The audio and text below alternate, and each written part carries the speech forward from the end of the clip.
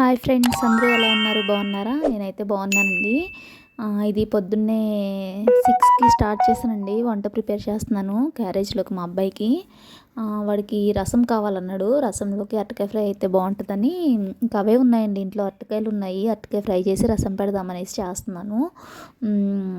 అవి కొండి అరటికాయకి అన్నీ కోసేసాను. కొత్తిమీర కొంచెం పాడైనట్టుందండి, అదంతా తీసేసాను.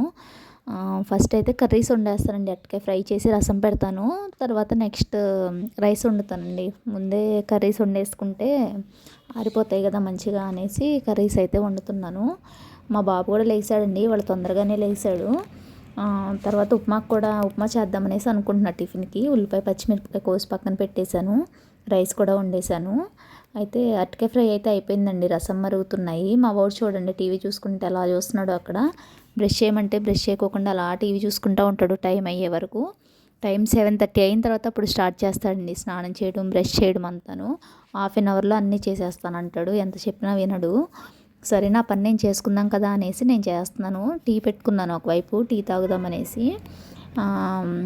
కర్రీస్ అయితే అయిపోయినాయి, వంట అయిపోయిందండి. చూడండి ఎండ ఎలా వస్తుందో, 7కి ఎండ బాగా వస్తుంది మాకు.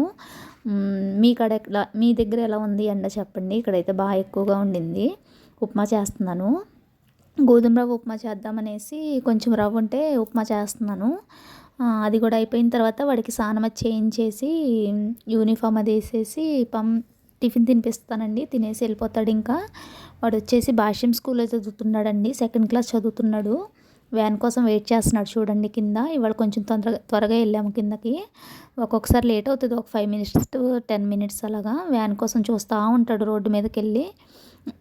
ఏం పేచి పెట్టడండి, స్కూల్కి వెళ్ళడానికైతే బాగానే వెళ్ళిపోతాడు.